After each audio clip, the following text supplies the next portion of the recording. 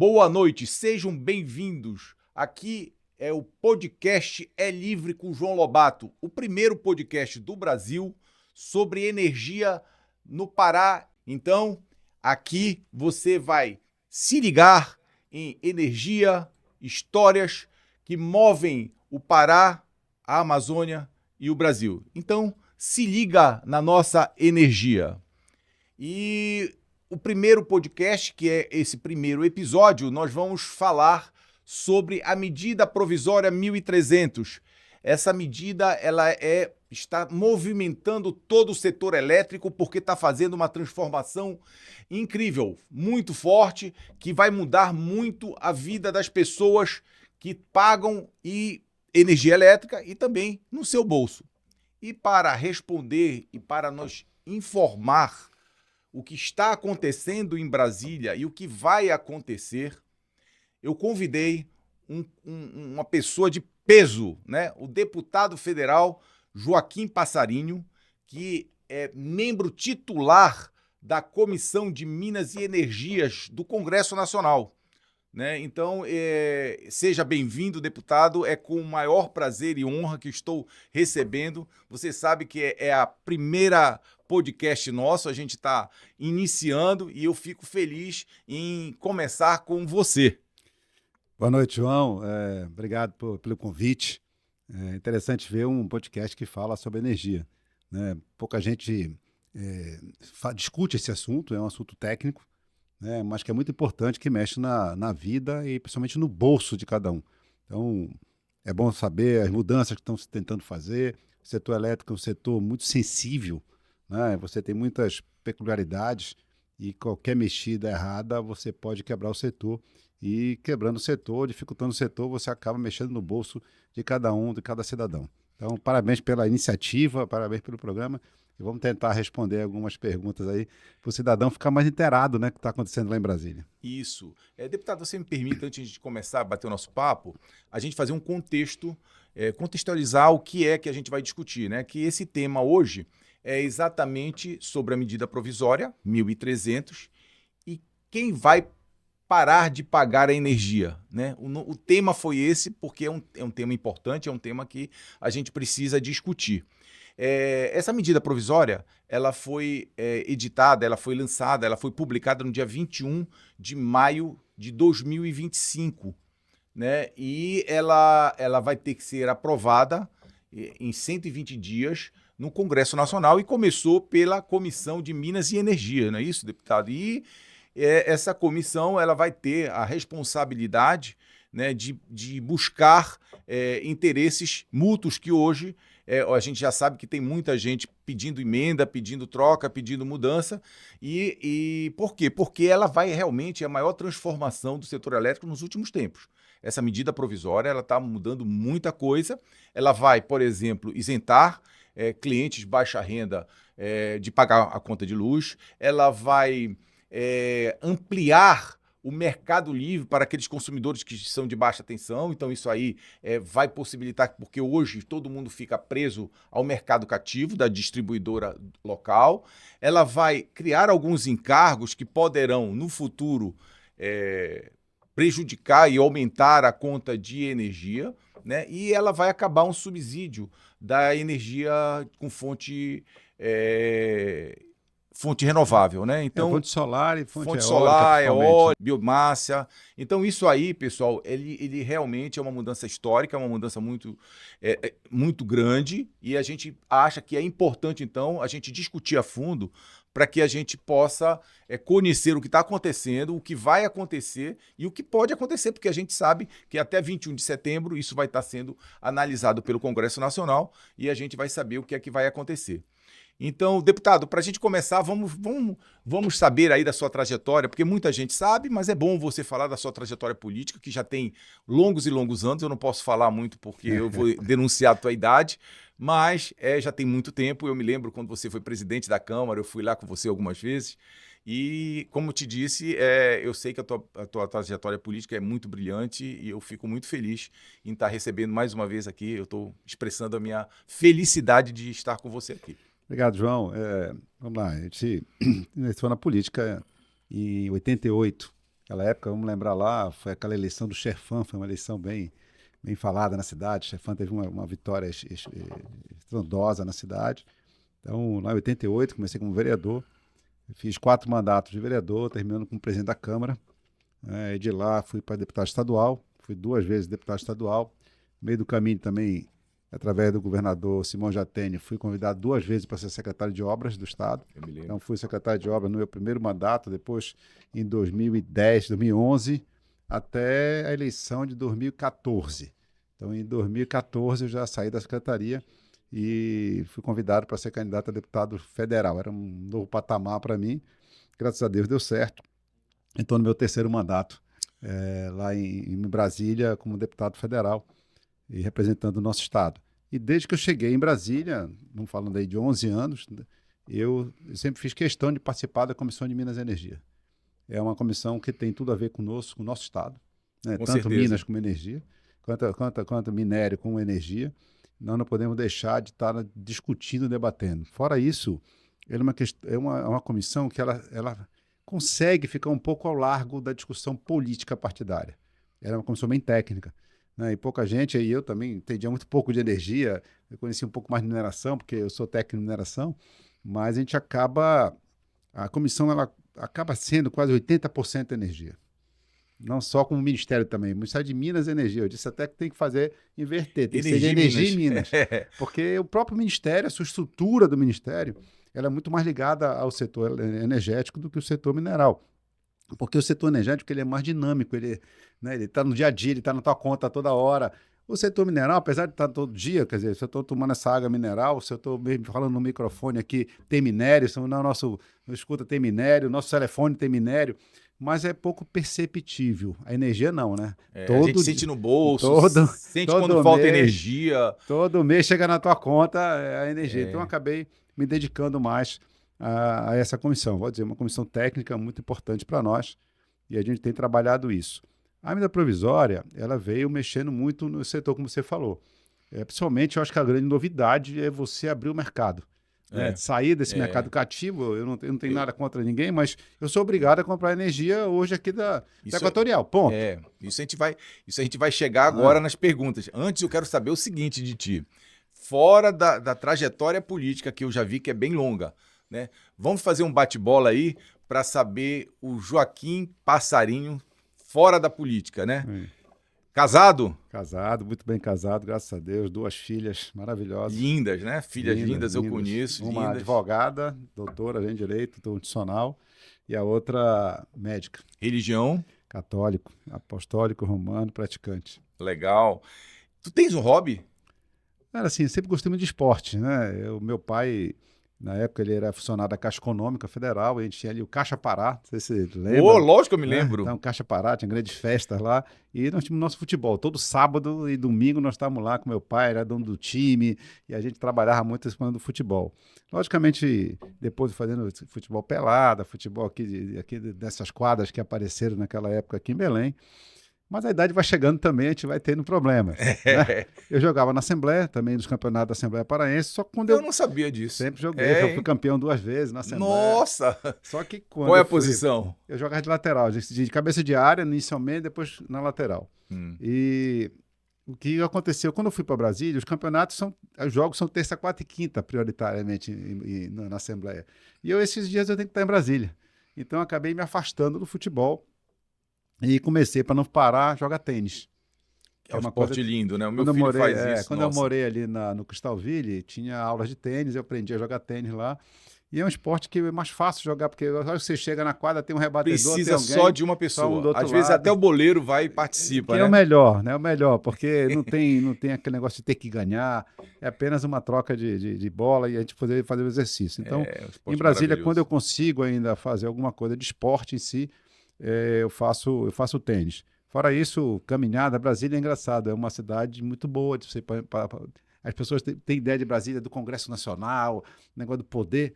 Brasília é uma cidade maravilhosa de se morar. Vocês sabem. Segura, né? Brasília é a cidade que mais tem árvores frutíferas no Brasil. É mesmo? Você caminha em volta dos prédios ali em Brasília, você tem jaca, você tem manga, você tem acerola, você tem mamão, você tem abacate.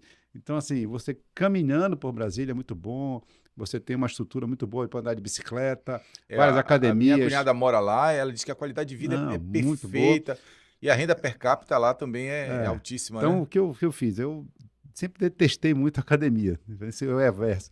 Mas precisa fazer exercício, né? Então, eu Precisa, acabei precisa. me rendendo e indo para academia, fazendo academia pelo menos 3 vezes por semana, caminhando umas 2 vezes por semana, andando de bicicleta para manter aí pelo menos esse exercício, já que o esporte acabou ficando um pouco de fora. É difícil, né? Mas você falou em futebol. Qual é o Sim. time que torce? Aqui pelo Remo e depois do Remo, minha paixão é o Botafogo. É o Botafogo, é? Sou campeão sul-americano, campeão brasileiro, né? Até o final desse ano, pelo menos sou. E outra coisa, tu sabe, Joaquim, eu fiquei quase 40 anos na nossa distribuidora, começando com Celpa, Rede Celpa, Equatorial e saí recentemente. E isso fez com que eu conhecesse o nosso estado, né? Tu sabes que eu tenho coração marajoara, tenho fazenda, mas eu comecei a conhecer, eu conheço 127 municípios. Me deu uma curiosidade, quantos municípios tu conhece do estado do Pará? Todos. Mentira. Inclusive, mais tarde, estou pegando um avião para Macapá, que eu vou para Fuá, Festival do Camarão esse fim de semana. Olha, é ótimo Lá lá, no né? Marajó, nossa Veneza Marajoara. Eu pergunto o seguinte, ainda tem aquela pista que é no meio? Sim, sim. Se Nossa, cair, aquela pista é no meio da cidade. Se você da pista, você cai na água, né? Eu já fui 3 vezes, é muito interessante a Foá, né? É muito interessante. Estou evitando um pouco de avião, porque nós temos alguns problemas nos nossos aviões de manutenção. Tem, né? Então eu só vou quando é muito necessário. Fora isso, eu vou para Macapá e desço de lancha. São 2 horas de Macapá até a Fuá de E lancha. aquilo joga, hein? Bate, são 2 baías, né? Que a gente Nossa! passa na frente de Macapá e depois tem uma outra ali perto de Afuá. Mas a gente já está acostumado.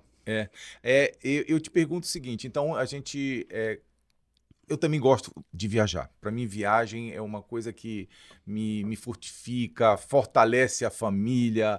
Então a gente viaja para fora, para o exterior. Eu te pergunto, tivesse essa oportunidade, qual é uma cidade que tu diz assim, olha, eu amo? A minha, no caso, eu amo o país é a Itália e amo 2 cidades, Nova York e Paris. Eu sou assim alucinado por elas. Assim, eu gosto de cidades assim, até menores. Uma cidade que me encantou muito e que eu não esperava foi quando eu fui à Rússia, eu fui a São Petersburgo. Diz que é lindo. É uma cidade fantástica. É lindo. Linda, Eu cheguei linda, próximo linda. de lá, eu fui para Helsinki e é 3 horas de trem para lá e eu acabei indo para... maravilhosa, sabe? Uma cidade, assim, se for pensar de tudo que eu conheci, é uma cidade que me encantou, talvez assim pela surpresa de não esperar tanto, né? E acabar... Mas diz que além de lindo, agora a gente não fica com medo aí de... Hoje em dia está difícil de ir, né? Tem alguns lugares, por exemplo, eu fui a Terra Santa. Hoje é difícil de É ir. difícil. Um lugar que me encanta muito, a minha esposa Nádia, filha de libanês, eu tive a oportunidade de 3 vezes ir ao Líbano. Levei Pois é, minhas eu sou filhas. louco porque a minha família também é Pois libanesa. então, assim, da minha tem esposa. lugares maravilhosos. Diz que é lindo, Lindo, né? porque Lindo. você tem ao mesmo tempo, você consegue ter neve e praia ao mesmo tempo, andando num espaço desse Muito pequeno, né? muito pequenino. Então você tem encantos, tem montanhas, tem praias, você tem cavernas, você tem história, né? Tem toda história aí no Líbano. Então, assim, é muito importante você ver, vai em cidades como Sidom, que é uma cidade que está na Bíblia, onde Jesus caminhou, e você está ali sabendo que você está naquela mexe região. com a gente, né? Eu também sou católico. Mexe muito com a gente. Então, assim, eu fui à Terra Santa também, fui à Grécia, mas assim, eu tentei fazer porque eu sempre pensei que eu acho que na vida da gente o conhecimento vale mais. Então, sempre botei isso e com a minha família sempre botei. Eu e minha mulher, que nós tínhamos que ter um tempo entre nós. Eu, minha mulher e minhas filhas. Com certeza. Então, desde garoto, elas garotinhas, nós sempre fizemos 15 dias juntos. Seja onde Muito for. legal isso, é Então, importante. E elas também gostam muito de viajar. Então, a gente sempre escolheu um lugar no mundo. O último que eu fui, que eu me encantei há 2 anos atrás, foi o Peru. É mesmo, Para quem não conhece, eu não a conheço. cidade é uma viagem barata, quer dizer, mais barata do que relativamente barata, e é maravilhoso. Lima, a frente de Lima é bonito, Cusco é uma cidade linda, quando você vai para Machu Picchu, tem que passar para em Cusco. Passei um ano novo em Cusco. E a culinária lá diz que é maravilhosa, maravilhosa, né? maravilhosa. Tô falando, mas Barra Nossa não, né? A paraense é diferente, né? Não dá nem para comparar. Não dá para comparar a paraense com qualquer outro tipo de comida. Mas, assim, o paladar, sabe? E outra coisa, no Peru, você come em qualquer lugar, sempre é bom.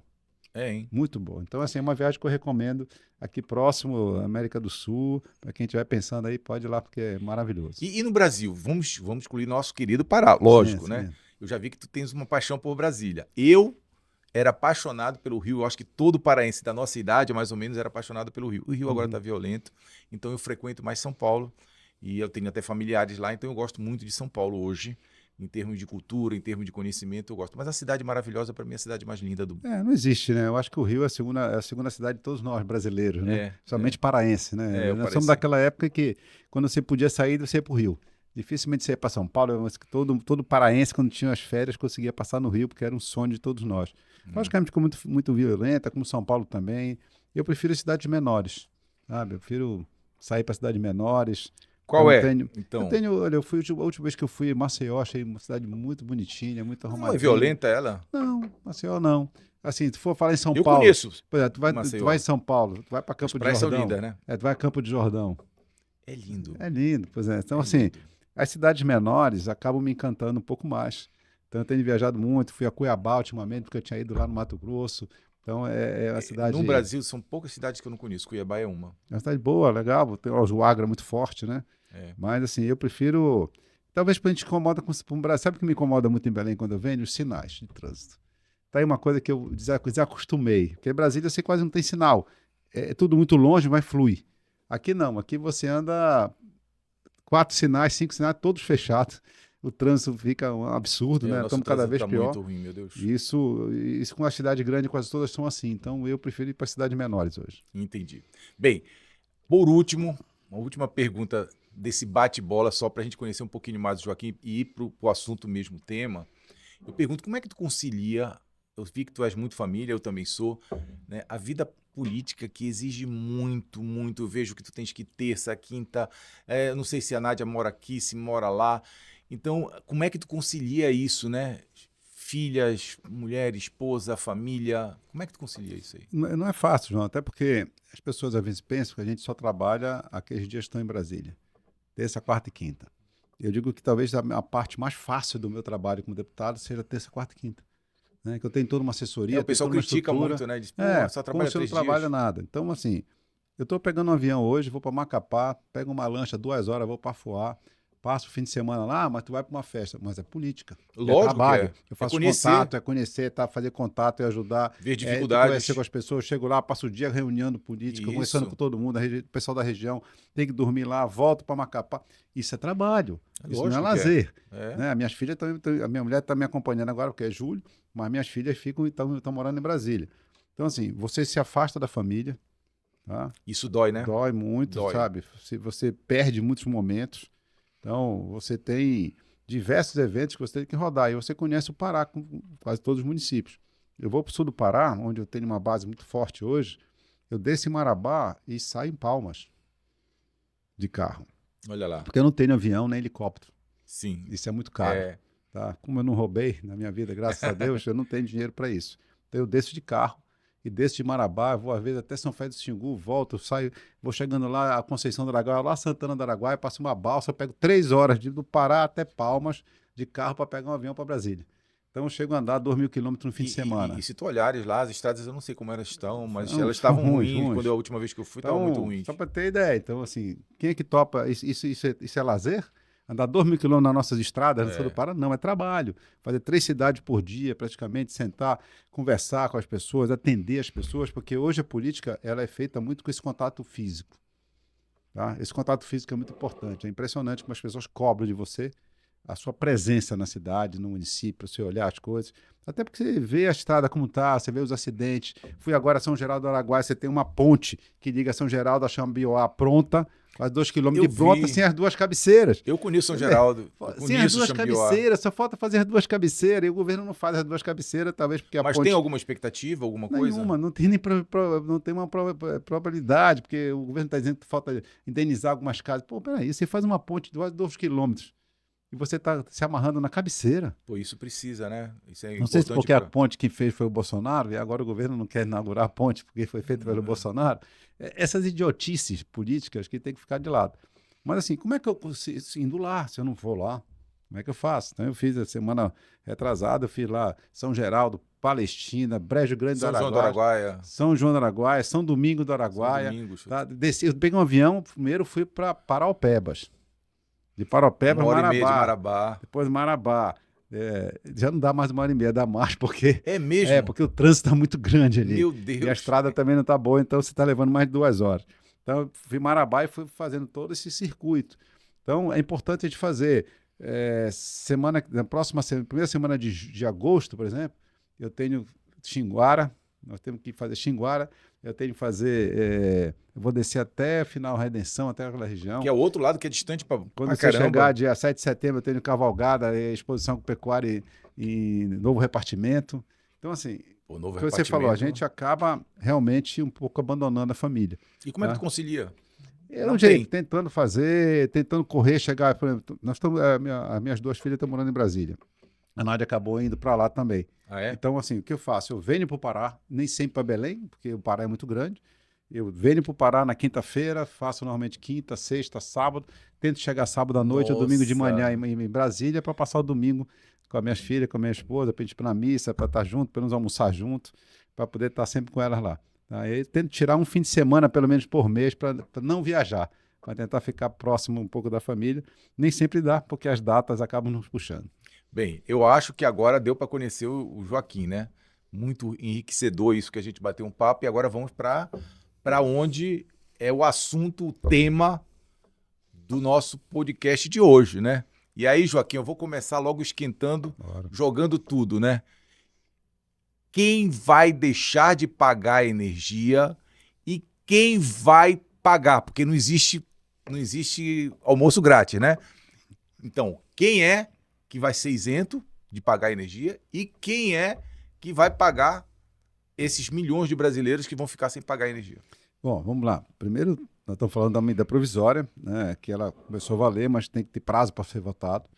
O relator é o Fernando Bezerra, ex-ministro de Minas e Energia também, deve ser o relator. Está sendo criada uma comissão especial, né, apesar do debate estar na Comissão de Minas e Energia, mas vai se criar uma comissão especial, porque se não dá o tempo, se passar em todas as comissões, você não consegue aprovar no prazo. Né? Você falou de emendas, elas tinham até semana passada cerca de 650 emendas já. Nossa! 650 emendas. E vocês vão ter que ler todas essas emendas? Sim, tem que ver tudo, ver o que pode. O relator faz um pente fino, ver o que ele acata, o que ele não acata. Eu estou te falando isso até semana passada. Nós vamos chegar a 1.000 emendas. Pode ter certeza. Nossa, meu Deus 1.000 do céu. emendas de uma medida provisória. Por quê? Que, como você falou, ela mexe muito com o setor. Primeiro no mercado, sai do mercado cativo e abre o mercado para que a gente possa tentar comprar, se Isso possível, é muito comprar. Acho que é né? importante. Competição. Competição, mercado aberto, a melhor coisa que tem. Quem presta o melhor serviço vai vender mais. Isso é natural. Eu acho que a energia, o setor elétrico precisava disso. Mas para isso nós precisamos incentivar outras fontes. E a ideia realmente, quando começou a energia solar, lembra daquela confusão? Vai se taxar o sol, não sei o quê. Lembro. E ainda Então, tem, assim, né? A pessoa ainda pensa, porque, como eu digo assim, se você não quer estar na rede, vai lá e desligue. Eu quero ver alguém que hoje consegue viver de energia. Não vai conseguir. Então, você tem que entender, é que nem uma Netflix, que eu digo. Você tem uma Netflix em casa. Se você não assistir nenhum filme o mês todo, você no final do mês paga. Porque ela está à sua disposição. Ela não está para você usar. Se você quiser usar, vai usar. Se não usar, ela continua à sua disposição, você paga por isso. A mesma coisa, você tem um fio ligado na sua casa, porque à noite você... Primeiro você pode produzir energia de dia, você vai jogar na rede e vai buscar de volta à noite. Você está usando a rede. Você está usando a rede. Eu concordo. É um pedágio. Você tem que pagar esse pedágio para usar essa rede. Isso foi difícil botar na cabeça das pessoas inicialmente. Não, na verdade existe uma restrição ainda muito grande com relação porque a isso. Entrou aquele negócio do pagar o sol e tal. Bom, mas eu acho que ela precisou. Eu sou daqueles que acham que os subsídios, né, que ajudam, ela precisa acontecer, mas ela precisa ter início, meio e fim. Tá? Ela não pode ser eterno. Então, eu acho que a energia solar, eólica, biomassa, todos precisaram do início ter esse impulso, né, de facilitar, de ter subsídio, de não pagar muito imposto, mas está na hora de ir retirando. E nós estamos fazendo isso. Já tem a legislação retirando isso até 2027. Né? Logicamente, o problema é que você vem agora, com essa medida, ampliando as tarifas sociais. Né? Vocês estão falando aí de atender aí 40, 50, 60 milhões de pessoas que passam a não pagar ou pagar menos energia. Nós não somos contra isso, nem vamos votar contra. A nossa discussão sempre é quem paga esta conta. Porque o governo quer dar essa benesse como se fosse o governo lhe dando. E o governo não faz isso. O governo repassa esse custo para quem paga a conta. Então, é a mesma coisa da passagem de ônibus. O estudante paga meia, o idoso não paga nada. Certo, mas quem paga essa conta é o governo? Não, é quem paga a passagem cheia. Então é a mesma coisa. Para o meu vizinho não pagar, eu vou pagar mais.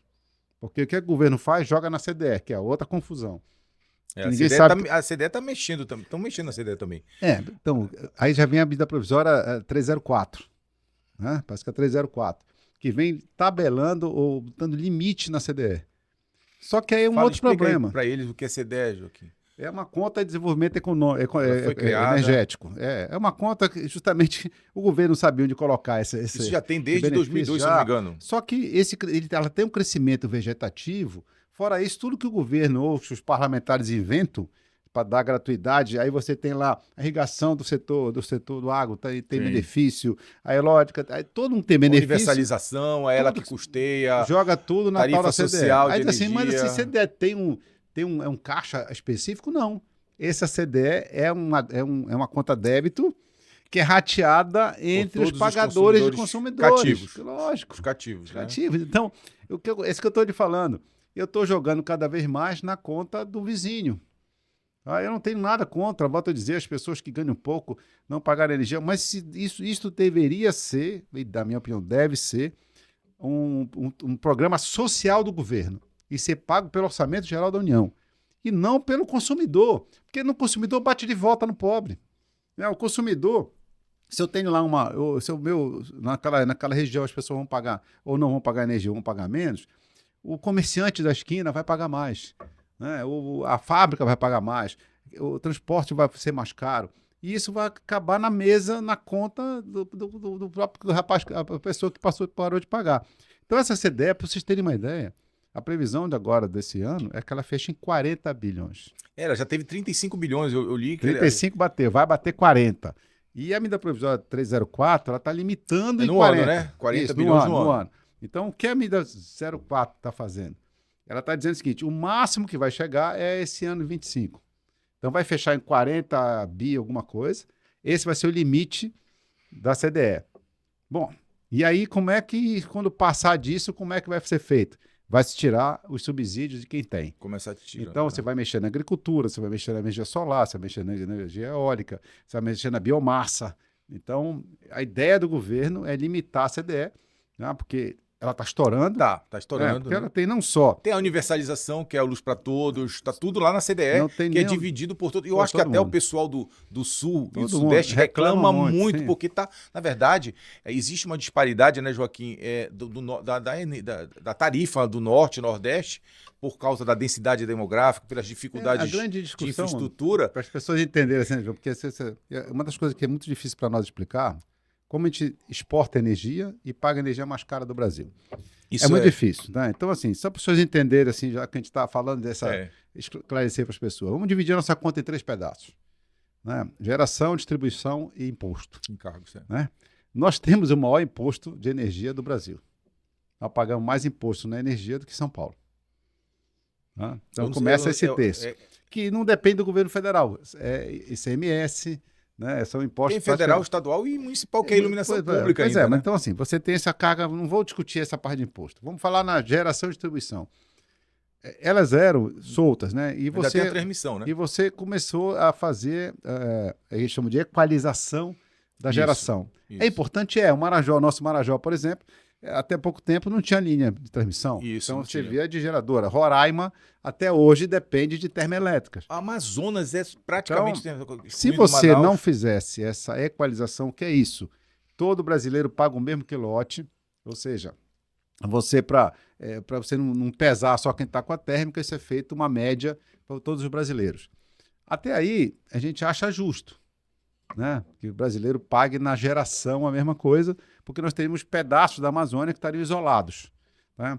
E aí entra a parte contra nós. Quando falta água lá em São Paulo, que liga a bandeira vermelha, nós pagamos também. Falta energia.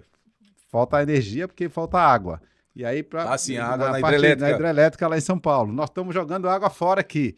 E por que eu pago bandeira vermelha se eu estou jogando água fora, tendo energia abundante, estou exportando energia? porque energia, a distribuição é equalizada. E é um sistema interligado, totalmente interligado. E o que eles não interligado. conseguiram pensar é que eles equalizaram a geração e não equalizaram a distribuição. Então, São Paulo você anda 30 quilômetros entre uma cidade com 100 mil habitantes, com 10 fábricas, isso é rateado entre essas turmas todas. Aqui eu ando 100 quilômetros para chegar numa vila de 100 casas que pagam tarifa social. Isso. E esse peso dessa distribuição cai todo na costa do paraense. Então nós temos a distribuição, né, mais cara também na Amazônia do Brasil. Do Brasil, é mais cara do Brasil. Então, hoje ainda é. Na Amazônia toda, porque nós temos grande distância, tem que passar por cima de rio, tem que passar por contornar a floresta, enfim. Então, nós temos duas coisas pesadas. A que seria a nosso favor, que a gente gastar menos, seria a geração equalizou. Né? Aí a gente continua pagando sozinho a distribuição e os impostos mais caros do Brasil. Por isso que a nossa energia é a mais cara. Eu até gosto de dar um exemplo, Joaquim. Nós temos aí, vamos supor que a gente tem um ônibus com 40 lugares aqui e um ônibus em São Paulo. Eles fazem o mesmo trajeto, mesmas distâncias, né? Mas lá em São Paulo os 40 estão cheios e aqui só tem 15. Quando tu olha, obviamente, a tarifa do ônibus tem que ser maior aqui do que a de lá. Então, realmente, a gente tem as dificuldades, o Norte e o Nordeste tem, e isso teria que ser enxergado. Agora, não seria uma boa oportunidade agora, já que tem essa medida, a gente provocar isso? Porque eu entendi o seguinte, eu digo aqui, parece que essa comissão tem 48 deputados que são, na verdade, titulares, e tem 48 que são suplentes. Esses 48, eu fiz um percentual aí, fiz um estudo aí, 43% é do Norte e Nordeste. Não dá pra gente... Eu não sei no Congresso como é essa divisão, mas o Norte e Nordeste pode ser mais afetado pela SMP. Sim, né? A gente só tem outra coisa para entender, né? Nós somos no Norte hoje 56 deputados, mano. E São Paulo são 70. Não, sim, então, assim, mas se somar com o Nordeste. As mudanças, tudo pelo voto. A única nossa chance é ou junta com São Paulo, Rio, alguma coisa, ou junta com o Nordeste todo. Então, quando a gente consegue juntar todo o Nordeste com o Norte, a gente consegue ganhar alguma coisa. Fica poderoso. A gente consegue ganhar alguma coisa. Não, tudo, mesmo assim não é 50, ganhar. É 43, né? Pois é, mas a gente ainda tem algum peso. Só o Norte não tem um peso para ganhar nada. Não tem um peso político para ganhar nada, porque tudo é no voto. Quando a gente fala que nós pagamos energia mais cara do que São Paulo, a energia ela é um fator de desenvolvimento. Total. Então, assim, se eu quero desenvolver nossa região, se não temos desigualdade, nós somos hoje... Fala-se muito do Nordeste. O Nordeste deixou de ser a região mais pobre. A região mais pobre é o Norte. Os piores DH estão aqui, no nosso Marajó. Nosso Marajó é o pior DH. O BH sem é o pior, né? Então, nós estamos o nosso pior aqui. Só que o Nordeste vende muito bem isso. Né? O Nordeste trabalha muito bem isso, unido, dizendo que eles são os pobres. Não, hoje não somos mais, somos nós. Então, se eu quero diminuir desigualdade no Brasil, eu tenho que ajudar nesses vetores de desenvolvimento. Como é que eu vou trazer uma indústria para cá se eu pago energia mais cara que São Paulo e eu estou longe do grande centro distribuidor? Eu precisaria ter uma energia mais barata. E nós não conseguimos. E aí tinha que ser a União que tinha que arcar, né? Pois é, então nós temos que... Então a nossa grande dificuldade é essa. Nós entendemos que os programas sociais do governo são importantes, atingir um maior número de pessoas carentes com energia barata, pelo menos. Eu não acredito nem na energia de grátis, eu acho que a energia vai ser mais barata. Né? Tudo que é dado de graça parece que não tem valor. Né? Hoje, na verdade, né, a tarifa social de energia elétrica já existe, né, que a gente chama de baixa renda. É de uma forma escalonada, de acordo com o consumo de quilowatt. E agora vai acabar isso, pelo que eu entendi, né? E, na verdade, vai ser só essa questão dos 80. E quem consumir mais do que 80 e estiver no CAD único, que até estiver 120. Na tarifa, ela vai pagar somente o excedente até 120. Então, a ideia é essa, que até 80 não paga nada. Sim. E de 80 a 120, essa que é a ideia, você pagaria uma diferenciada, uma tarifa baixa, né? Nesse valor. Os 80 ficando descontado, você pagaria só esses 40. É isso que está na... tese é isso. Assim, eu não tenho nada contra. Eu acho que o governo tem que ter programas sociais. E o programa de energia barata ou luz de graça é um programa social, ponto. Teria que ser pago pelo governo através do seu orçamento. E não simplesmente o governo... eu quero fazer um benefício para alguém, eu vou jogar na conta de um terceiro que não tem condição de opinar. Então você que está nos ouvindo hoje e não está no CAD único, não gasta mais de 80 kW por mês, a sua conta vai aumentar. Você se prepare que você vai pagar mais conta por isso, seu orçamento vai piorar. Ou seja, então, recapitulando só essa primeira pergunta, nós vamos ter, se a medida for aprovada, obviamente, cerca de 60 milhões no Brasil. No norte, tu sabes quantos vão ser? Eu não tenho esse Eu dado acho, ainda. Joaquim, quando eu era equatorial, tinha em torno de 1 milhão de clientes de baixa renda aqui. Em torno de 1 milhão de clientes de baixa renda. Mas não é só aqui, não. Tu for lá, No, por exemplo, no Pará. vamos pegar pela Bolsa Família. Sabe onde mais tem Bolsa Família? Na Bahia. É, né? Bahia, Maranhão e Piauí, se não me engano, tem mais Bolsa Família que carteira assinada. Então, se você vai para o Cade Único, você acaba linkando Bolsa Família. Esses são os dados que você começa a colocar. Mas o critério seria que para né, para ter o benefício da tarifa social, você tem que ter algumas condições. Obviamente, você tem que ter uma renda per capita, que é renda por família, de até meio salário mínimo. Né? Mas isso está desvirtuando, João. São coisas que a gente precisa ver, porque o que aconteceu?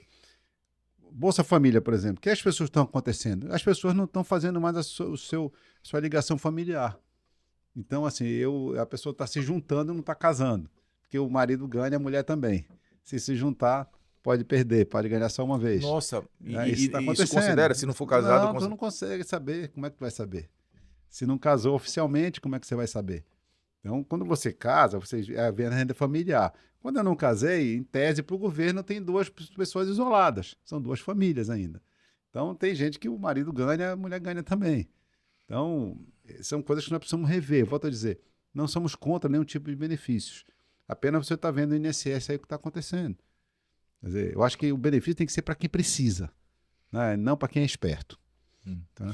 Então, na verdade, você vai... E a divisão, ou seja, tu sabes quantos milhões vai dar essa diferença com esses 60 milhões que vão... É isso que ele diz, o governo fala que desses 40 bi, vamos supor que está na CDE, essa parte não chega a 20%, tá? Chega a 15% mais ou menos, que é de tarifa social. O resto são os incentivos. Então, por isso que o governo joga muito isso, dizendo que ele vai tirar esses incentivos para cobrir essa conta. Tá? Mas queira ou não queira, ele pode tirar os incentivos. A hora que ele tira o incentivo, se você tem energia solar, você vai pagar mais.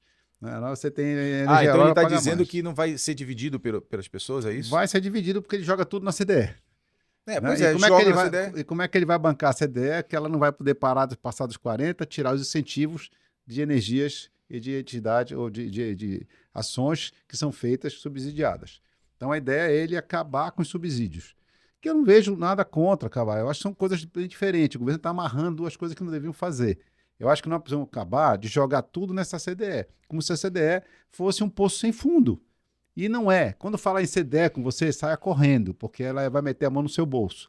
Toda vez que alguém disser, quem vai pagar a CDE? Não, CDE significa você, a sua conta, você que vai pagar. Isso é meio preocupante, né? Porque a nossa conta já é significativa, né? A gente já sente isso aí. Então, eu acho que ficou claro, mas na verdade essa medida... obviamente que isso é o que é mais comentado, as redes sociais. Inclusive, Joaquim, eu fiz uma enquete para saber se o pessoal sabia o que era essa medida provisória, a 1.300, e o que é que ela falava.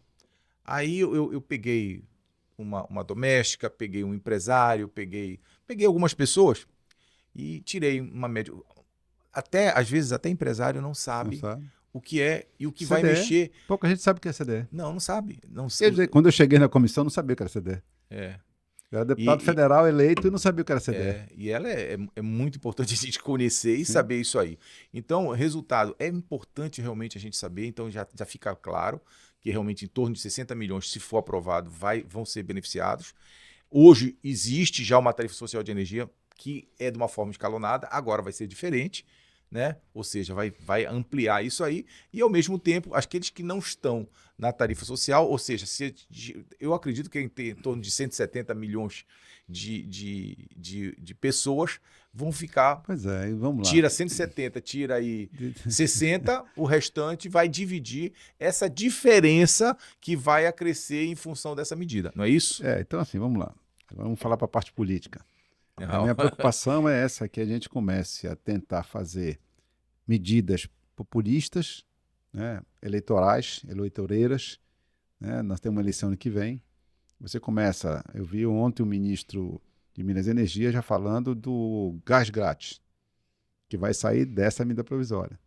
A ideia Tá aqui, tá? se for olhar a medida provisória fala de energia, mas fala de gás. Eu não me lembrava. Eu sei que fala de autoprodutores de energia. Acho que fala mais na 304. Tá? Então vai mexer também na distribuição de gás. E eles já estão lançando um projeto de novo, no CAD único, botijão de gás grátis. Isso não é grátis. Alguém vai pagar. Lá vai a CDE de novo.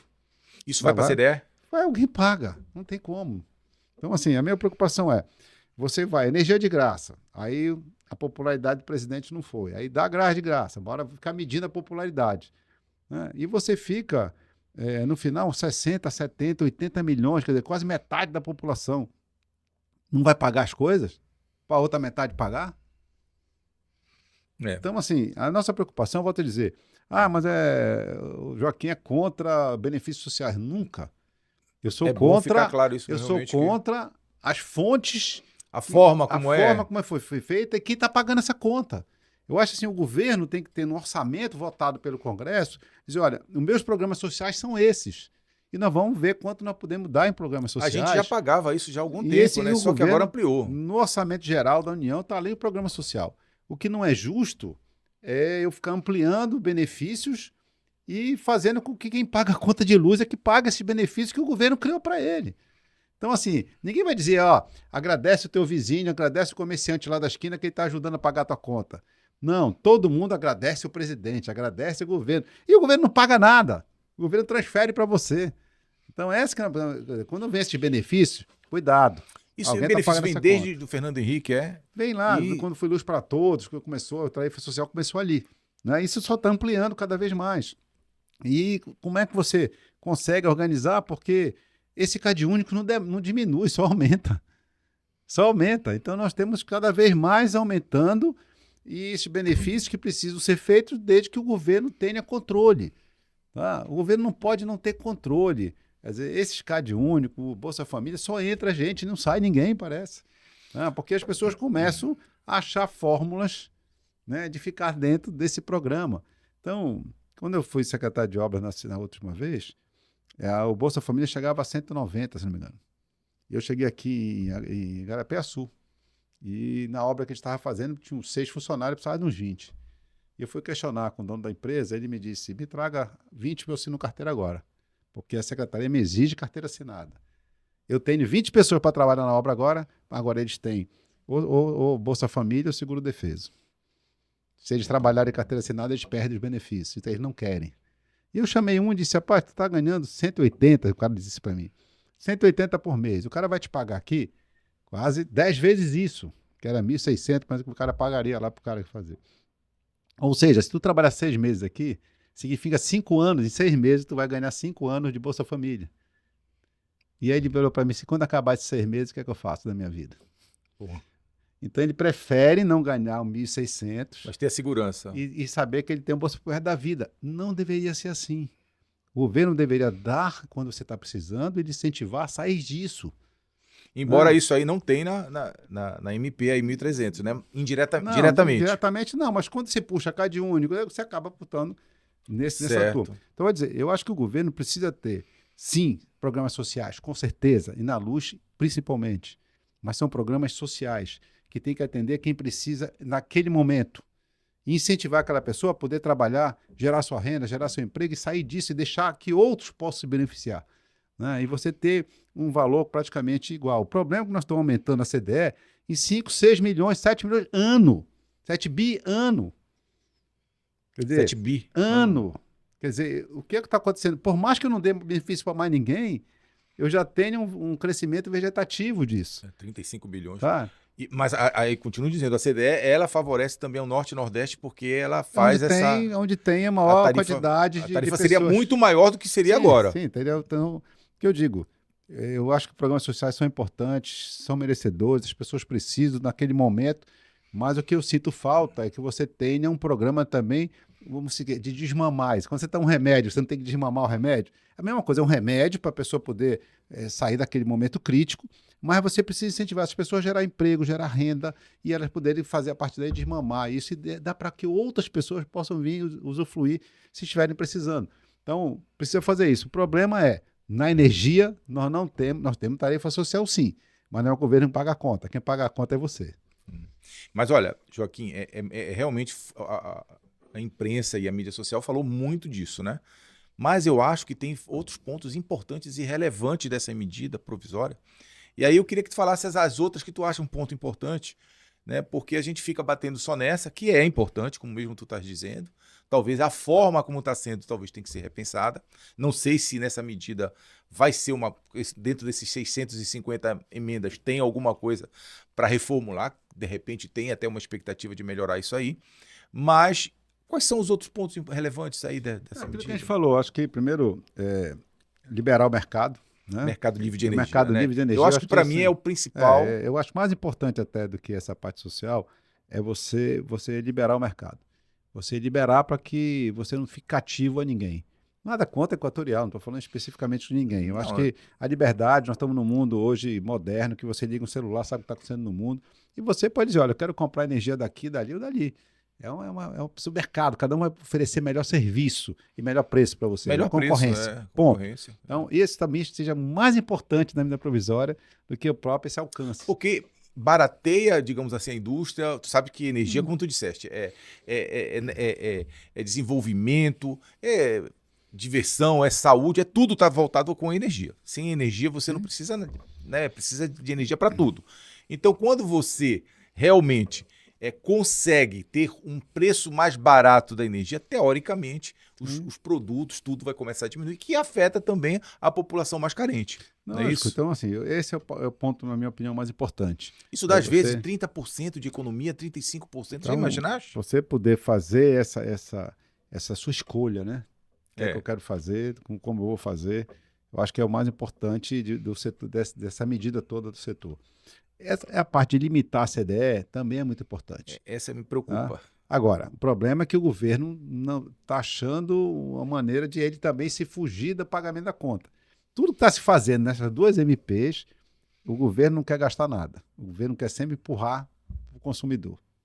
A minha preocupação é que essa reforma faça aumentar a tarifa da nossa região norte. É isso que eu estou preocupado. Você vai ter uma grande quantidade que não vai pagar. Essa CDE. Né? E você vai ter uma imensa quantidade de pessoas que com essa MP vai pagar mais energia.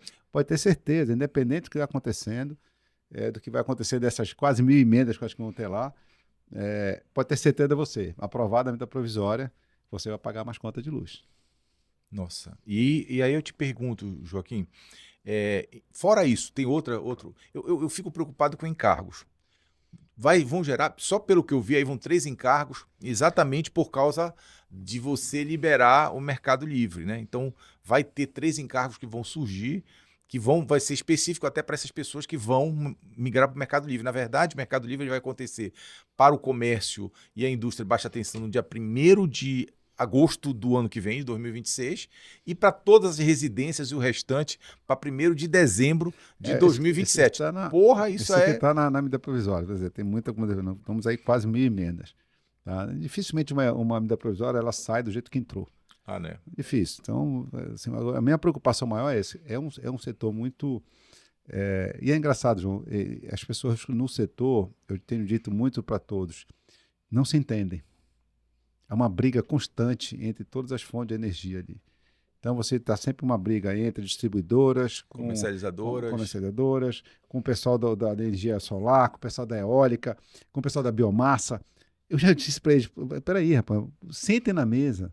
Antes, tragam uma proposta para o Congresso. Porque se o setor se entende, e nós entendermos que hoje são realidades, não adianta a distribuidora achar que vai brigar contra a solar é uma realidade.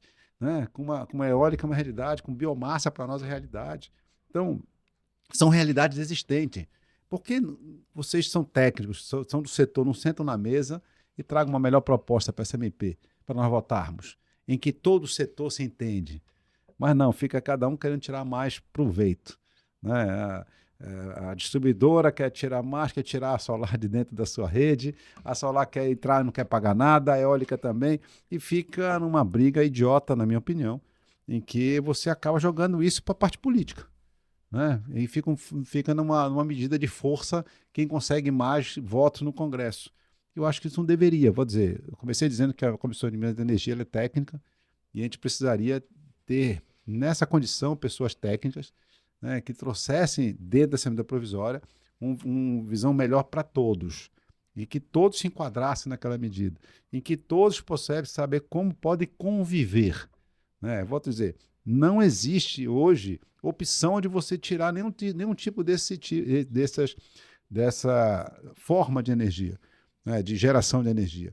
Nós temos que acabar com isso. Nós temos um problema lá quando nós voltamos lá offshore, que é outro tipo de energia. Nossa, esse offshore também está... Empurraram lá na última hora carvão mineral. Nunca vi carvão mineral no alto mar, mas empurraram lá dentro daquela votação.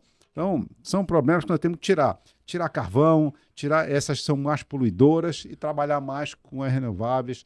O Brasil é exemplo mundial disso, né? Nós somos exemplo. Nem existe nenhum país do mundo que tenha tanta forma de energia alternativa, renovável e aplicável. Renovável eu acho que é a maior. É a maior do mundo. Nós somos exemplo para o mundo.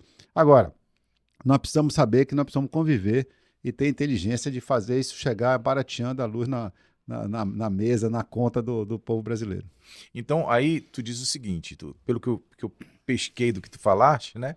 A gente tem discordâncias da distribuidora, da comercializadora, da geradora, então tá todo mundo envolvido aí que vai dar esses 1.000, né? Eu te pergunto, com isso, tem um risco de aprovarem alguma coisa que desequilibre o sistema? Sim, vamos lá no governo Dilma lá atrás, a Dilma deu, lembra daqueles 20% de desconto na energia? Na canetada. Lembro. Deu na canetada, nós levamos 10 anos pagando aquela conta. 10 anos pagando aquela conta, porque... Você não mexe na conta, porque... Qual governante que não queria baixar a energia? Mas isso não é feito em caneta, isso é feito na conta, no trabalho, no custo, uma planilha de custo. Você trabalhou em empresa, sabe que é isso. Então, nosso medo é que nesse esforço de cada um tirar um pouco mais de proveito, né, no lobby, eu não digo lobby errado, até o lobby bem feito, o lobby ficou uma palavra... ficou meio né? De bandido, né? O pessoal pensa que aí não você chega lá, um lobby normal, você chega lá e fala sobre você mostrar o seu setor, os problemas, pedir melhoria, ajuste na lei, isso é uma coisa aberta, pública, não precisa ser escondido. E quando você às vezes tem um setor que tem um lobby mais que consegue chegar mais perto dos deputados, ou por causa da sua região, e acaba desentrosando isso. Então a nossa preocupação é que o que saia da Assembleia Provisória, ela possa fazer alguma alteração nesse setor que é tão sensível. Qualquer coisa, graduação, qualquer calibragem errada que você dê ali, você vai pagar na conta de luz. Isso é verdade. Então, a gente vê o seguinte, eu estou até anotando aqui uma coisa que eu achei importante a gente comentar. Você falou aí que... Como é que funciona, Joaquim? A comissão, ela analisa, o relator ela prepara as mudanças, alterações em cima dessas 1.000 e coloca para o Congresso aprovar. Aí nós temos o risco de, em 120 dias, não ser aprovado nada, ninguém se manifestar. Isso significaria que caducaria a lei. Se caducar a lei, esses clientes que já estão isentos, pelo que eu sei, esses que estão isentos, que são esses 60 milhões de brasileiros, e ao mesmo tempo que não estão pagando, e ao mesmo tempo, quem tiver reajuste, que é o caso nosso aqui do Pará, a Equatorial, ela vai fazer o reajuste tarifário no dia 7 de agosto. E já é embutido esse custo que vai ter em função do não pagamento, já vai ser embutido na tarifa. Eu te pergunto, caducou, como é que vai ser? A lei não vinga. Como é que vai ser essas pessoas que... Se o Congresso não fizer nada, o certo é devolver. Meu Deus do céu. Então, assim, o Congresso tem essa responsabilidade de votar algo, né? Então, você acaba tendo muito tempo parado na Câmara, vendo essa quantidade de emendas chegando. O que o relator tem que fazer? Olhar isso tudo, vai fazer o seu relatório né? Logicamente, a grande maioria não vai aproveitar. E aqueles partidos que acharem que as suas ideias não corresponderam, nós podemos fazer destaque em plenário. E aí vai para o voto. Então, assim, naquele artigo eu achei que está errado. Então, eu tenho um outro texto. Mas a comissão ela já diz isso, olha, A comissão sai com um texto só. Um texto só. Um texto só. O relator vai fazer seu relatório, vai ser Tem discutido. uma votação entre os 48? Tem uma votação, tem que ter votação. O resultado dessa votação vai ao plenário. Ainda pode ser alterado? Sim. Cada partido, pelo menos do seu tamanho, por exemplo, o PL, que é o meu partido, tem direito a 4 destaques, o partido menor tem direito a só 1, a 2, enfim, dependendo do tamanho do partido, você faz destaques. O que é destaque? Separar aquele artigo para votar em separado, como a gente chama. Entendi. Então, primeiro você vota no bolo, depois você vai votar os destaques. Se você quer o texto do relator, ou o texto inicial, ou algum texto de alguma emenda que foi apresentada. Então, você precisa ter um texto formalizado, seja no texto original, seja no texto de uma emenda, ou seja no texto do relator. Tem as 3 opções que nós podemos fazer o destaque para fazer a votação de plenário, e aí tem que sair uma votação. Se caducar, o governo, a saída do governo é editar uma norma da provisória, não pode ser igual, né? A medida provisória não pode ser repetida, mas ele pode manter, fazer uma norma da provisória, exclusivamente, vamos supor, para manter o desconto das tarifas sociais. Esse é o trâmite, né, do Congresso. Mas é natural, João, assim, você tem 120 dias, mas esses primeiros 60 dias, 90 dias, é de muita discussão, é muito debate, é muito diálogo, é muita conversa. Porque, olha, 21 de setembro já está mas é muita conversa. Já tá perto. Agora, em agosto, com certeza, a Câmara deve votar essa MP. Hein? Então, a gente já vai saber. Eu quero ficar atualizado. Fica muito pouco tempo no Senado. O Senado é uma casa revisora. Então, quando a coisa chega no Senado, ela já passou por todas as discussões. Né? Lógico, o Senado, às vezes, melhora, às vezes até piora o texto, mas às vezes melhora o texto. Né? Porque alguma coisa que passou por uma votação dessa aqui apertada, você teve um novo entendimento, o Senado vai lá e ajusta. Mas quando chega, o tempo que passa no Senado sempre é muito pequeno, porque as discussões são feitas na Câmara. Os debates, longos debates, são todos feitos na Câmara. Enquanto nós estamos fazendo esse debate, o Senado está acompanhando. Né? O que vai é o que sai da Câmara. Se há algum tipo de falha, algum tipo de não entendimento, o Senado sempre faz, em tese, sempre melhora, mas às vezes piora também. Ou seja, o pessoal teria que devolver. Se não tiver uma nova. Se caducar e não houver nenhuma. Só essa questão que está vigente ou teve outro artigo da medida provisória que já está valendo? Não, tudo que a medida provisória coloca vale. Mas os prazos são. É porque os prazos são mais. Os prazos são mais dilatados. São mais dilatados. Isso. Entendi. Aí a medida provisória. Isso que nós estamos falando aqui só vai valer a partir de 2026. Pronto. Mas tem que estar na medida provisória. O que a medida provisória traz? Sem data, ela tem eficácia de lei. Tá? Então, se ela está dizendo que os benefícios ou que a isenção começa a diminuir a partir de 26, então, em tese, nós podemos votar ela, se ela caducar, não tá prejudicando ninguém. Agora, quem já está tendo desconto de energia, esse vai ter problema. Por isso que eu estou falando, ou a gente vota. Mas eu acho que não deve acontecer isso. Não, acho que o Congresso vota. Dificilmente você vê alguma medida. Quando caduca, porque tem muita discussão ideológica no meio. E aí é um acordo, aí normalmente o governo pede de volta e manda uma nova medida provisória. O governo vai ficar bem atento a isso. Volto a dizer, essa é uma medida que, politicamente, o governo está jogando tudo em cima dela. Entendi. Agora, eu te pergunto o seguinte, pelo que eu vi também, pela minha experiência, a judicialização dessas medidas ela é mais comum do que se esperava, principalmente na parte da energia. Ainda tem esse problema. Esses interessados, sejam eles todos esses... Nós temos a associação, a Abrace, a Abracel, né? Uma série de associações que representam esses setores da energia, eles judicializam. E aí, quando judicializa? A justiça tem que dar a saída dela, né? Infelizmente... Mas quando ela judicializa para o... Não. Só depois da decisão firmada. Então, quando um partido ou uma entidade dessa judicializa, o governo é chamado para discussão, o Congresso é chamado para falar sobre os seus motivos, e se algo for algo que a justiça entenda que não poderia estar na legislação, fica uma brecha. né? E aí, normalmente, o governo corre e edita uma norma medida provisória para fechar aquilo. Nossa, mas é muito É, complicado, rapaz. mas Nossa assim, senhora, no deputado. modo geral, você não está tendo, eu acho que não vai ter nenhum problema de judicialização, porque nós estamos mexendo no setor elétrico, a não ser que você entre assim, nós Olha, temos eu vou te contratos, dizer, eu vou né? te contar uma história. Essa é novidade, hein?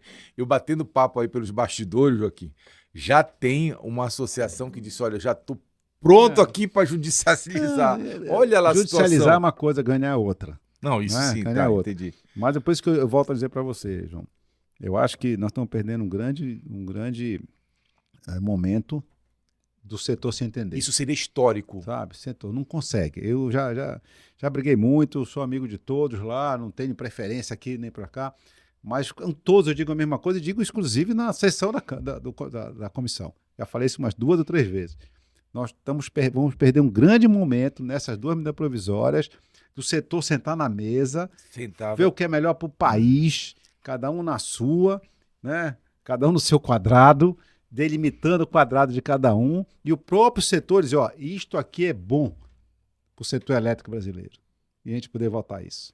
Eu acho. Infelizmente, eu acho que nós não vamos conseguir isso. Poxa, eu gostaria tanto de, nessa oportunidade, a gente tentar resolver o problema do Norte e Nordeste. Porque o Nordeste tem que entrar junto também. Tem, sim, tem que Agora, estar conosco. assim, isso daí só acontece, só vai acontecer essa mudança que a gente escuta toda hora, né? Olha, porque a gente tem as 2 maiores hidrelétricas, que tu já até comentaste, né? Do Brasil, e a gente paga a maior tarifa. Pô, na verdade, é o É modelo, é o modelo. modelo. Se não mudar esse modelo, não tem quem fazer, não tem político, não tem ninguém. O político tem sim que se juntar lá e tentar equacionar. Agora, isso aí tinha que ser uma força completa, É. ao meu ver, de todos os parlamentares, de técnicos que pudessem, porque para não prejudicar, porque o Sul, por outro lado, diz, olha, nós estamos bancando. É isso. Aí fica uma É isso, confusão quando eu digo, total. você chega, o E eu, norte todo não tem Sul e 60 Sudeste, deputados, só São Paulo tem 70. Como é que eu faço para ganhar? não tem Então como. eles acham até que a gente tem razão, mas eles vão votar contra São Paulo?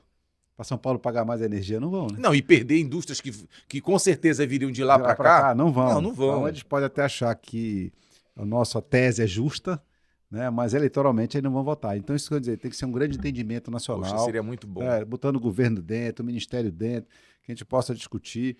Acho que apenas que o ministério discute pouco, tá? Discute pouco. Tenham crítica às nossas agências reguladoras. É tá? mesmo, viu? É porque assim, eu fui muito defensor. Qual é o problema hoje que eu vejo? A criação dela eu achei importante, Não, a ANEEL. Ela é super importante, mas vamos, como é que compõe? Você sabe como compõe uma agência? Pelo governo, o governo indica, né? Vocês têm 5 pessoas indicadas pelo governo com mandato de 4 anos. Correto?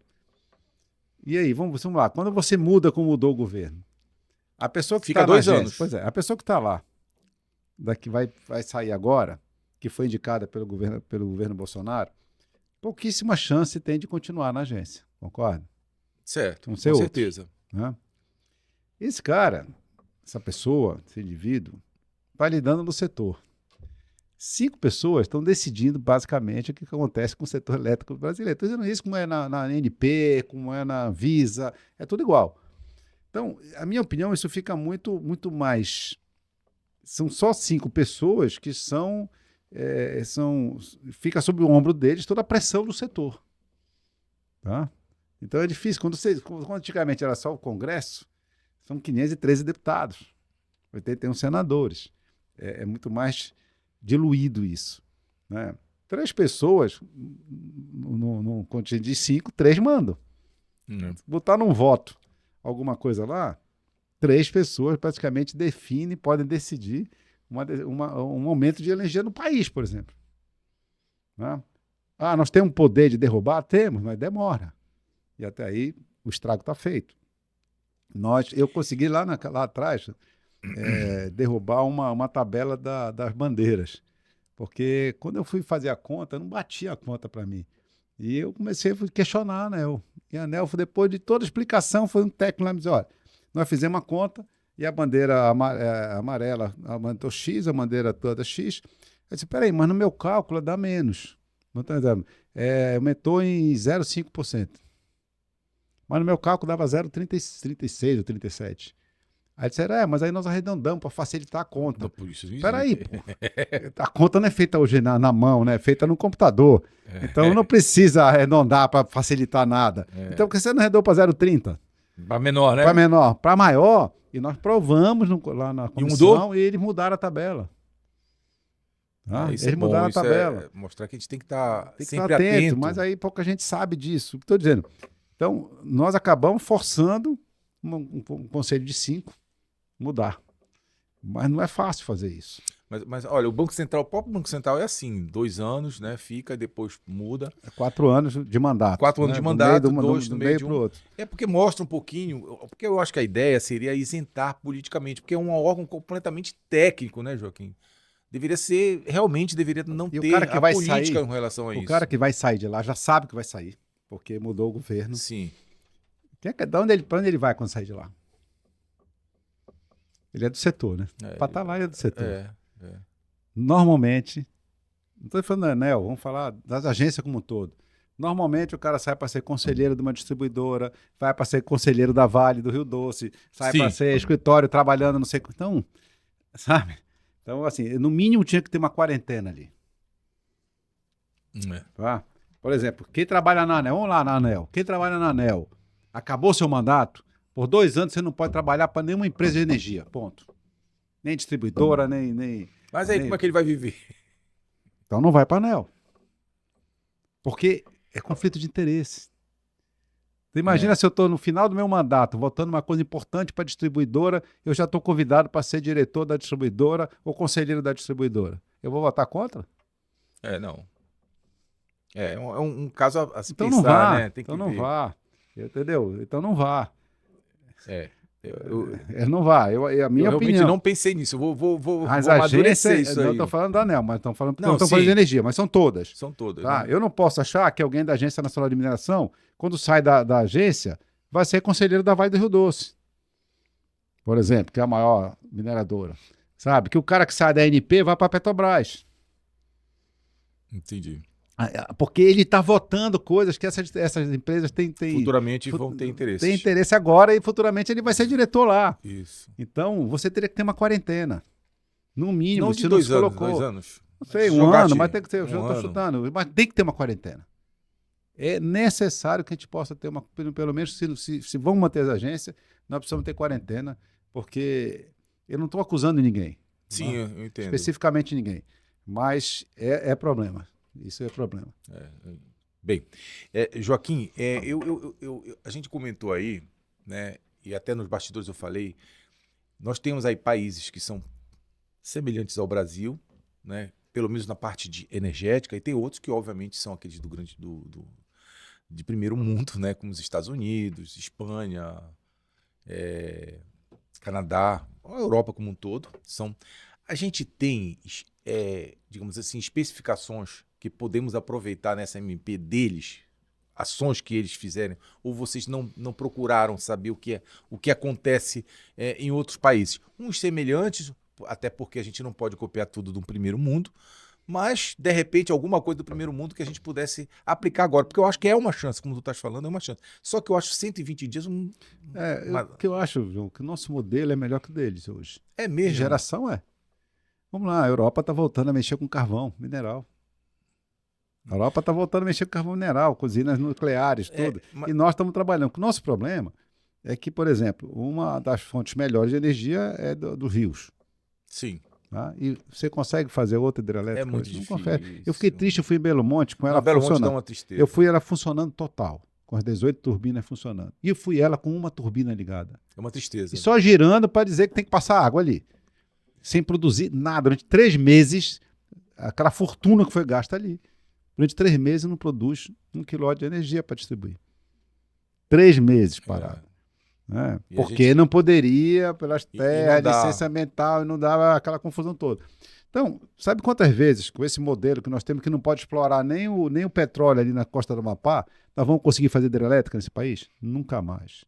Ou a gente muda essa cabeça. Teria que ter uma mudança. E quando você for olhar para os grandes países do mundo, todos, a nossa energia, a nossa matriz energética é melhor que a deles. A matriz energética, Eles com estão certeza. copiando Mas da essa gente. questão, eu pensei até nessa questão social mesmo, sabe? Como é que eles Eles não têm trabalham? tanta necessidade disso, né? Não, não, mas assim, quando a gente olha Filipinas, o Caribe, Indonésia, eles têm. Mas assim, aí volto a dizer, programas sociais são bancados pelo governo. A minha discussão é sempre essa. O programa social energético do governo não é bancado pelo governo. Aí dizer, mas quem tem o governo cobra imposto da gente. Tá certo. Mas pelo menos é rateado e nós vamos ver. O problema hoje é que essa conta está sendo jogada na conta do cidadão, né, para ele pagar o programa que o governo fez, sem perguntar para esse cidadão se ele topa. É a única coisa que eu estou colocando. Nós precisamos ver isso com muita tranquilidade. Tirar subsídios, eu volto a dizer, eu sou a favor. Eu acho que a energia solar já chegou num ponto de maturidade, né? Ela já tem que tirar o benefício mesmo. Nós tínhamos votado isso, até 27 acabar. Então, mas eu acho que talvez o setor biomassa está mais atrasado nisso, né? Então, eu acho que cada setor tem que ter o seu estudo. O subsídio ele tem que começar e terminar. Eu sou contra benefícios de isenção tarifária ou isenção fiscal eternos, que a pessoa se acostuma ali. Né? Se acostuma ali. Você precisa entender que você precisa daquilo para crescer o setor, para consolidar o setor, e a partir daí você tem que sair para poder isso até baratear o custo das pessoas. Então, e eu fico pensando assim, na hora que você vai tirando esses benefícios, a minha preocupação é como vai funcionar esse congelamento da CDE. Entendeu? Porque no início essa é a minha maior preocupação você começa a tirar os benefícios, você vai segurando aquilo. E quando acabar isso? Aí vai ser um problema principalmente para cá do norte. Vai ser um problema muito sério. Joaquim, para a gente estar acabando aqui, são duas coisas que eu acho que são importantes. Primeiro, qual é a tua percepção? Pelo que eu estou vendo, a tua percepção é que vai ter muita coisa mudada, algumas coisas postergadas, né? Dificilmente, tu já falaste que uma MP passa ela por inteiro, então a tua percepção é que... mas vai chegar no consenso e dia 21 de setembro vai sair. Aí eu te pergunto aí, Joaquim, qual seria então a tua mensagem para todo mundo que está ouvindo, porque realmente é um tema sensível, é um tema técnico, mas é um tema que vai mexer com todo mundo. Todo mundo vai ser mexido com essa medida provisória, pessoal. Todo mundo. Não vai ter uma pessoa que não vai ser, seja para ser isento, ou seja, para pagar. Ou seja, para o Mercado Livre abrir, né? Ou seja, a gente continuar com o mercado cativo. Tudo isso pode acontecer. Então, qual é a tua mensagem para quem está nos escutando, nos ouvindo, nos vendo, né? Para que a gente possa terminar? Olha, eu acho que é importante, João, esse um programa que você está fazendo agora, podcast, falar sobre energia, as pessoas se interarem mais sobre isso. Engraçado, as pessoas não querem se entender sobre energia, mas elas são os que mais reclamam. Exatamente. Você reclama, todo dia que chega a conta em casa eu reclamo, mas eu não quero entender como funciona isso. Tá? Então, assim, é a sua voz, seu voto. Hoje o Brasil, ele muda muito, muito, muito, até pela rede social. Tá? Entenda um pouquinho, fale lá, reclame na rede social, põe a sua sugestão, pressione o governo, pressione as distribuidoras, pressione o setor, para que a gente possa fazer algo melhor. Pressione o seu próprio deputado, né, para que a gente possa legislar sobre isso. Pode dizer, eu acho que nós vamos votar. Eu acho que o que eu tenho dúvida talvez sejam as datas. Sim. Talvez essas datas elas não se consolidem. A ideia talvez seja ter muita emenda lá de estender um pouco essa data e tal, de começar. Mas eu acho que assim, muita coisa vai ser aproveitada dali. Pode dizer, essas medidas não saem como entraram. Tá? Sempre tem alguma... Que é comum, né? Que é normal, isso é normal. Mas o setor é um setor que a gente precisa saber um pouco mais. Vou dizer, e eu estou falando por mim. Eu só fui saber o que era a CDE depois que virei deputado federal e estava membro da comissão, porque eu ia votar a CDE, sabe o que é isso? Então, assim... Que é de você imagina importância. Alguém que está lá no interior, ele sabe o que é CDE? Não sabe. Só que isso está impactando a luz dele, né? A comida dele. Olha, Joaquim, eu tenho certeza que tem gente que já começou dia 5, não sabe que não vai pagar a energia se for até 80. Muita gente vai se assustar, tem alguma coisa errada, tu vai ver. Vai acontecer isso aí. Mas a coisa, eu digo assim, a minha opinião particular é que a gente precisa dar uma olhada nisso, entendeu? Sempre acho. Tem a possibilidade de jogar agora para a União isso aí? Não. A União não tem recurso para isso? Não tem recurso para isso, não tem. Apesar de estar sendo... Agora saiu ontem a arrecadação do mês passado, foi a maior da história, né? Se não me engano, do IOF, que é o governo, que que o Alexandre de Moraes botou de volta, né? Você está pagando mais IOF em qualquer transação, como se fosse o pobre que pagasse, não é? Quer dizer, se eu tenho uma indústria e eu vou pagar mais imposto, o que é que eu vou fazer com isso? Eu vou jogar no meu produto. Passa no produto. E quem vai pagar é o pobre. Entendeu? Então, foi a maior arrecadação, o recorde, a maior arrecadação da história do país no mês passado. Então, nunca se arrecadou tanto nesse país, mas nunca se gastou tanto também com questionamento, na minha opinião, na qualidade e na eficiência do gasto. Esse que é o problema. O Brasil tem dinheiro de sobra. O Brasil precisa melhorar a eficiência e a qualidade do gasto público. Deputado, eu agradeço muito mais uma vez. Olha, foi enriquecedor. Eu acho que a gente aprendeu muito. Eu acho que a gente precisa realmente. Fico muito feliz que a gente fique lutando aí pelo Pará, né? Como um todo, independente digamos assim, de partido político. Eu acho que a gente todo mundo tem que estar voltado a esse tema energia. Eu acho que todo mundo tem que começar a entender, e esse é o meu objetivo, esse é o meu propósito. Eu vou trabalhar somente com energia, muito, muito focado no Pará. Né? Então eu agradeço muito a tua presença e espero que numa próxima oportunidade a gente possa falar, quem sabe, né? Quando concluir essa medida, a gente volta e converse aí, já que eu vejo que tu és ativo realmente, tu estás toda hora nessa comissão, obviamente, então tu és um conhecedor daquilo que está acontecendo.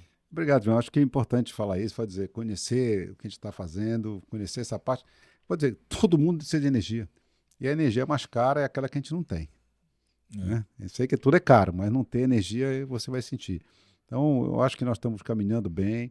Eu me lembro ainda toda a época, acho que você também, de que a gente quase todo dia faltava energia na cidade. Exatamente. Né? Exatamente. Você tinha problema. Todo mundo fala mal da Equatorial, de não sei de quem. Olha, mas eu acho que a gente tem melhorado. A gente tem evoluído, com certeza. Não só pelas empresas, pela cobrança da sociedade também, da necessidade. Você não tem mais problemas em hospitais, é porque a gente tinha antigamente. Né? Eu acho que o Brasil tem uma matriz muito boa, nós temos que aproveitar isso. Né? Temos que aproveitar isso. Eu acho que nós temos muito a ensinar para o mundo, mas eu acho que o que nós precisamos mais entender é isso. O governo, às vezes, gasta muito mal. Né? E o setor elétrico ele não pode ser brincadeira. O setor elétrico não pode ser uma arma política. Tá? Eu não posso querer ganhar uma eleição mexendo com o setor elétrico, porque isso mexe no bolso do eleitor também. Então, nós temos que tirar um pouco a eleição, o eleitor do lado, entender que ali tem um pagador de imposto que já paga muito, a maior carga tributária do mundo está aqui no nós. Aí um dia desse eu estava falando com o ministro do governo, disse, não, mas a Noruega, não sei quem, paga mais, entrega muito mais também. O problema é que nós pagamos muito e entregamos quase nada. Em termos de imposto, eu acho que os países nórdicos pagam mais imposto, mas Dinamarca, saúde de graça, de qualidade, educação de graça. Eu me lembro uma vez que eu cheguei nós estávamos num país desse da Europa e tu vai pegar um ônibus, pô, tu não tem nem cobrador, o cara já paga e ele paga antes e ele tem consciência que ele tem que pagar, porque senão ele chega ali e ele não vai ter mais transporte. Eu já me assustei com isso, viu? Né? Já me assustei com isso. Você não precisa sair de casa, você tem transporte de qualidade na porta, né? Com ar-condicionado, com a coisa funcionando, tudo funciona. Por quê? Paga muito, mas entrega. O problema é que nós não entregamos quase nada, entregamos pouco na saúde, pouco na educação, quer dizer, gastamos muito e não temos qualidade e eficiência. É um trabalho que a gente tem trabalhado lá, eu presido a Frente Parlamentar do Empreendedorismo. O nosso tema desse ano é qualidade e eficiência do gasto público. Se nós não fizermos isso, não adianta tudo que a gente está fazendo, nós vamos sempre arrecadar mais, gastar mais e de péssima qualidade. E eu espero que a gente consiga votar isso sem o viés político, pensando no setor, pensando no Brasil, pensando em entregar uma legislação mais eficiente para a população brasileira. Muito obrigado. E você que nos assistiu, eu fico muito agradecido. Né? Esse episódio é o primeiro, é um podcast que está voltado com energia, principalmente focado no Pará, na Amazônia, e obviamente algumas coisas a gente tem que comentar, porque o Brasil também é nosso. Né? E eu espero que você fique agora assíduo do nosso canal. Ele vai acontecer a cada 15 dias, sempre será na quinta-feira, às 20 horas. E eu convido você para ficar assistindo o nosso podcast É Livre com João Lobato. Muito obrigado e boa noite.